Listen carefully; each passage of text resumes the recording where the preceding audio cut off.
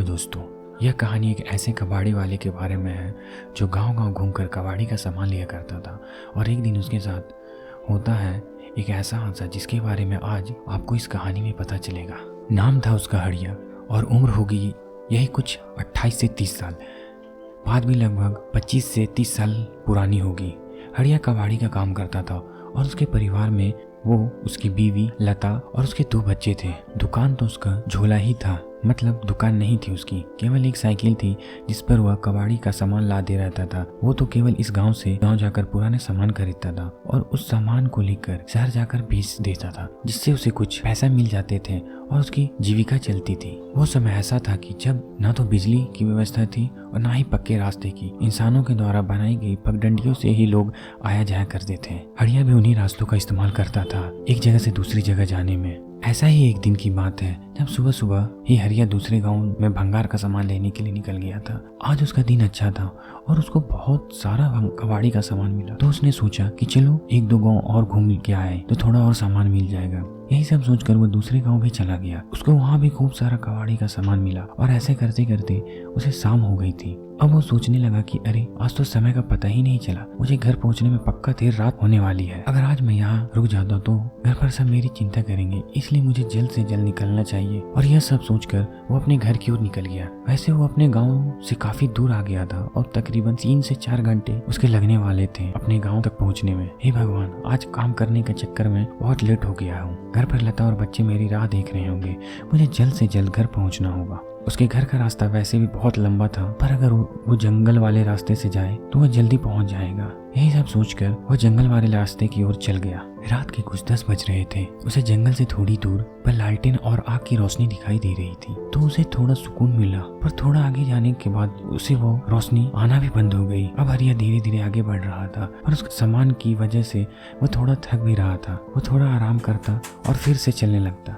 धीरे धीरे चलते चलते उसे उस जंगल में से अजीब सी आवाजें आने लगी और उसको महसूस हो रहा था कि कोई तो है उस जंगल में उसके अलावा जो इस तरह की आवाजें कर रहा था। उसको एक गंदी सी बदबू भी आने लगी थी, तो उसने सोचा कि शायद यह बदबू खराब पानी की होगी जो यहाँ जमा हुआ होगा। यह अजीब सी आवाज शायद इन सामानों से आ रही होगी।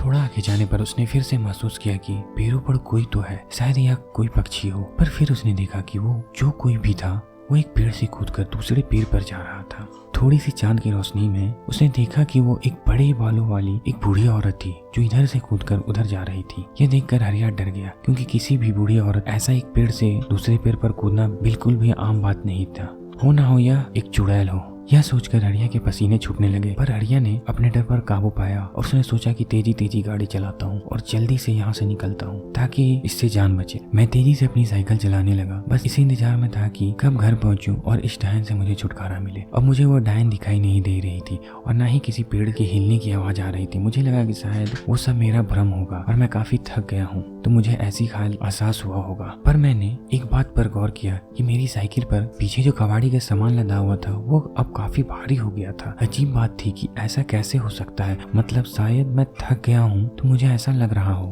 तो मैंने थोड़ा रुक गया और मैंने आराम करने का सोचा। मैं आराम ही कर रहा था कि तभी मैंने अपने पीछे किसी की सांसों की आवाज सुनी। ऐसा लग रहा था जैसे वहाँ मेरे अलावा कोई और भी हो। मुझे फिर से पसीना आने लगे और मैंने पीछे मुड़कर देखा, पर वहाँ कोई भी नहीं था। मैं काफी थक गया था, मुझे पेशाब भी आ रही थी। मैं पेशाब करने के लिए पास की ही एक झाड़ी तक गया और जब मैंने अपना काम खत्म किया, जब मैं अपनी साइकिल की तरफ वापस आ रहा था, तो मैंने देखा एक बूढ़ी और सफेद बालों वाली वही चुड़ैल थी जो कुछ देर पहले पेड़ों पर कूद रही थी। उसे देखकर मेरी जीभ गले में ही अटक गई। वह चुड़ैल काफी भयानक थी और उसका चेहरा बहुत ही बदसूरत और काला था। उसकी एक लंबी नाक थी और उसने काले रंग की शाल ओढ़ रखी थी। वो मेरी ओर देखकर हंस रही थी और अपनी जीभ पर मेरी तरह करके मुझे उसके पास बुला रही थी। यह देखकर मैं समझ गया कि आज यह चुड़ैल मुझे खाएगी। उस चुड़ैल के हाथों में एक कुल्हाड़ी थी और वो उस कुल्हाड़ी को हिलाते हुए मेरे पास आने लगी।